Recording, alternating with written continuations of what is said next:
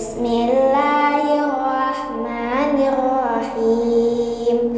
Hal ataka hadisul ghashiyah, wujuhun yawma idzin khashi'ah, 'amilatun nasibah, tasla naran hamiyah, tusqa min 'ainin aniyah, laisa lahum ta'amun illa min dhari', la yusminu wa la yughni min ju', wujuhun yawma idzin na'imah, li sa'iha radiyah, fi jannatin 'aliyah, la tasma'u fiha laghiyah, fiha 'ainun jariyah, fiha sururun marfu'ah, wa akwabun mawdu'ah, wa namariku masfufah,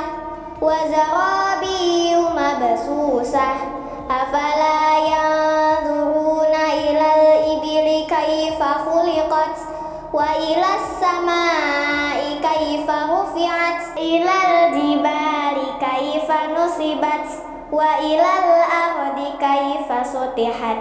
Fadzakir innama anta mudzakir, lasta alaihim bimusaitir, illa man tawalla wa kafar, fayu'adzibuhullahul azabal akbar, inna ilaina iyabahum, thumma inna alaina hisabahum. Shadaqallahul azim. Wassalamualaikum warahmatullahi wabarakatuh.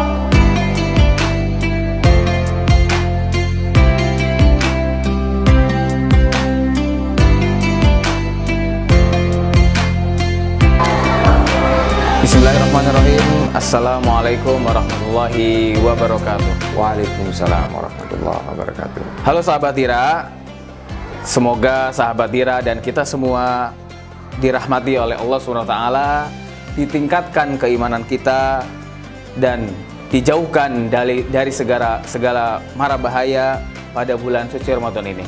Amin. Sahabat Dira yang dirahmati oleh Allah SWT, mandi merupakan salah satu kegiatan yang dilakukan dalam kehidupan sehari-hari, yang tidak hanya membawa kesegaran bagi fisik, akan tetapi juga bertujuan untuk membersihkan kotoran dari debu dan sebagainya. Sementara itu, menyiram kepala dengan air juga merupakan kebiasaan yang dilakukan oleh banyak orang untuk menyegarkan diri pada saat di cuaca panas ini. Baik sahabat Dira yang dirahmati Allah SWT, hari ini kita akan membahas tentang apakah boleh ya mandi pada saat bulan Ramadan, apalagi ketika cuaca panas ya.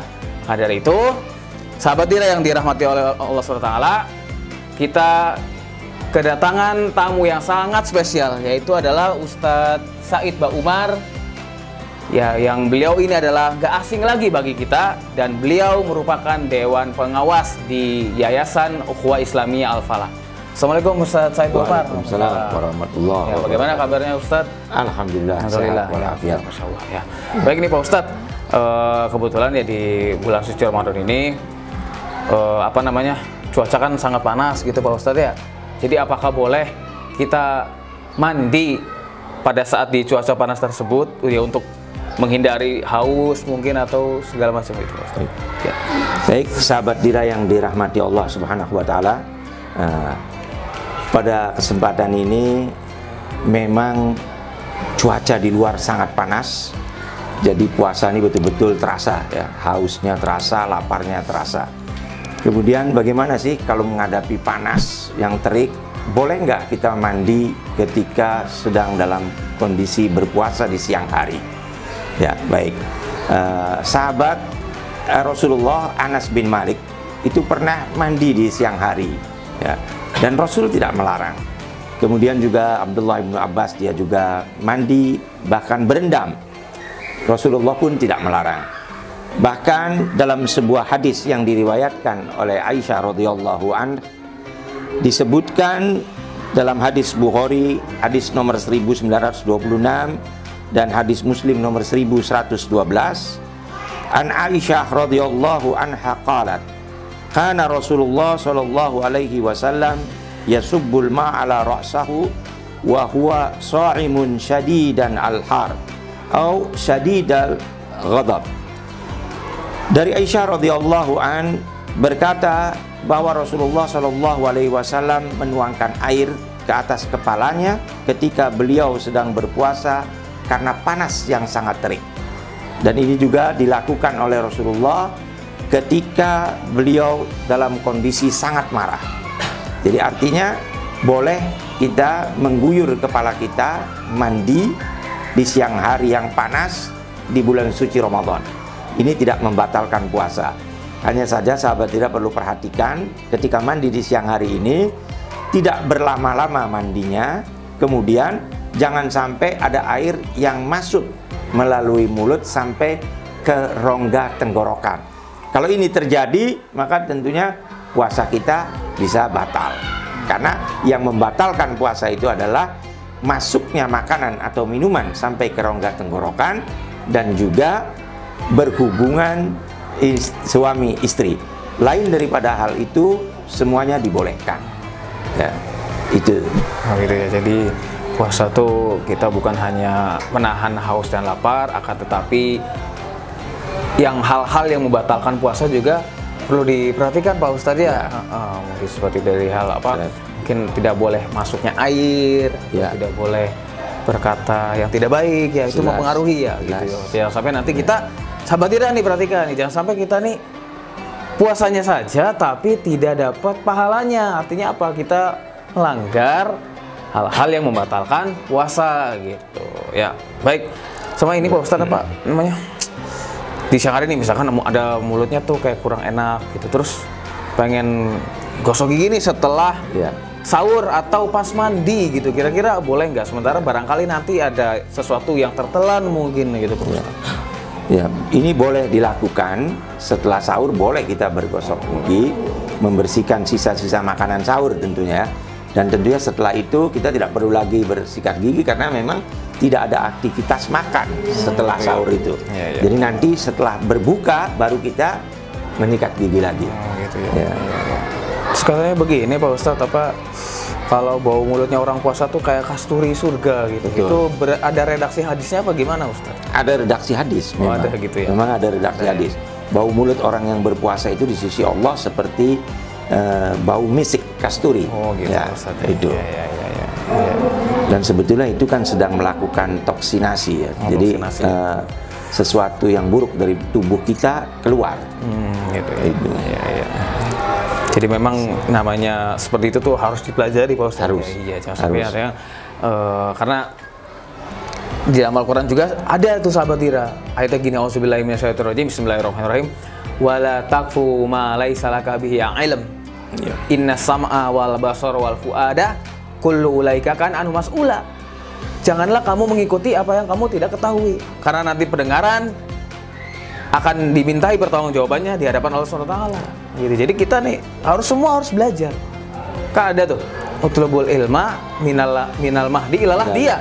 Jadi tuntutlah ilmu dari semenjak lahir sampai ke liang lahat. Gitu ya sahabat Hirayah. Jadi harus terus semangat.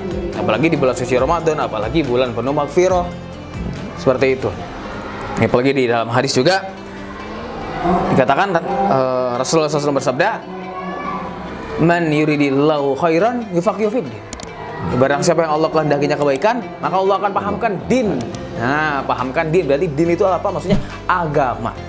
Jadi dia benar-benar paham tentang agama Islam dari mempelajari Al-Quran, mempelajari Sunnah, mempelajari qaul ulama, baik ulama mutaqaddimin dan mutakhirin. Baik, terus begini Pak Ustadz, kalau misalkan kita lagi berwudu ya, terus mungkin karena tadi ya karena pahit gitu. Selama-lama nih kumur Pak Ustadz, itu kira-kira ada anjurannya?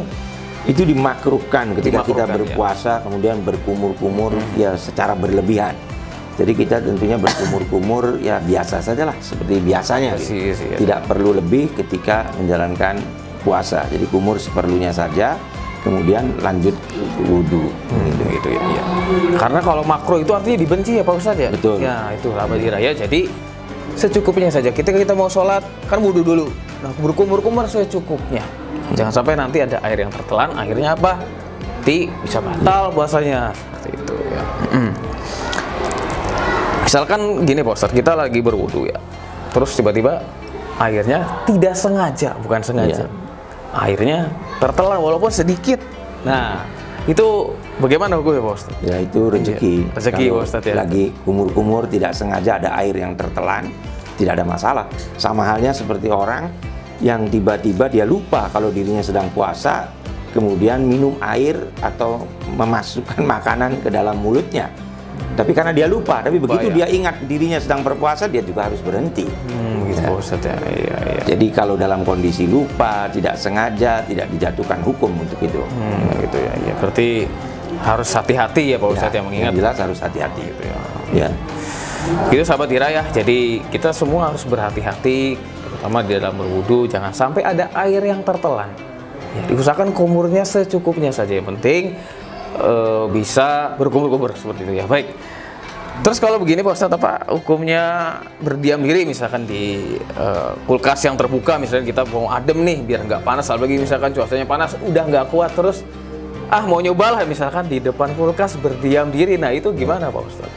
Ya tidak mengapa sih, memang tidak ada larangannya ya. Jadi kalau sesuatu yang tidak ada larangannya tentunya boleh, bisa, dan banyak dilakukan oleh orang. Kadang-kadang di jam-jam terik matahari, di siang hari, orang berjalan-jalan masuk ke dalam mall bukan mau belanja, mereka cuma mau ngadem aja Gitu ya. Jadi meringankan beban puasanya gitulah, karena dirasa di luar berat, panas terik, ya sudahlah sambil lihat-lihat di mall dia masuk mendinginkan tubuhnya. Itu bisa begitu. Gitu ya. Apalagi, tidak ada masalah. Iya. Apalagi dengan kondisi Indonesia yang panas terik matahari gitu Pak Ustadz ya. Bener ya. Sedang dapat panas kita. Bener ya. Gitu ya. Insya Allah. Iya.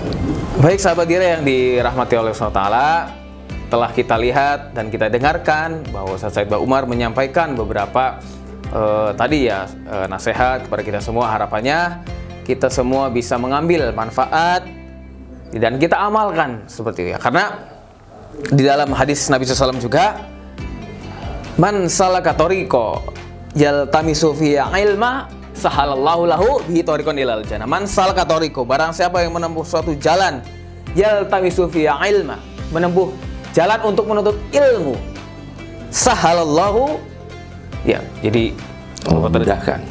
Terjemahkan per letter-letter. Sahlun itu artinya mudah.